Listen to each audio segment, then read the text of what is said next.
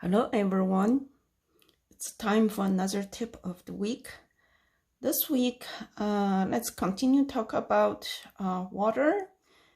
Some friends on Facebook says they wanted to see more of the waves. So here we go.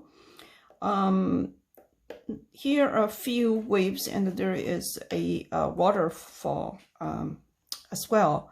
All these have one common character has a big surge of the wave or larger area that's white. In watercolor, not as any other medium, if you wanted to paint larger waves, larger waterfall, you have to resist the urge of paint that. The more you paint, the less water you're going to get, the less wave you're going to get, the less waterfall you're going to get. So the tip for this is once you want to paint, let's say this one, a big surge wave hitting on the rock, you wanted to determine the largest white shape and where and how large that needs to be. Then when you actually paint, you paint everything else around this and try to connect this largest white with many other possible small whites.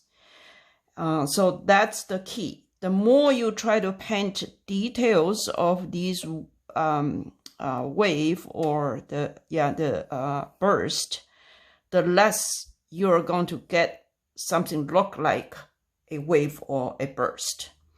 So the key hint here is try not to paint the larger light or white shape and try to prevent that happening. Keep painting everything else. The second thing, I will make some other videos later to talk about it, is when you paint water, it actually involves a lot of edge treatment, which means do you need a soft edge or do you need a hard edge or do you need a rough edge to connect the others? So every time you cannot just leave a cut out white, you have to try to connect it to the other darker areas.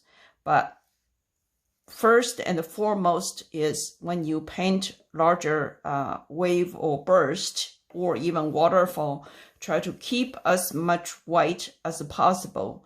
Try not to paint into the white too much.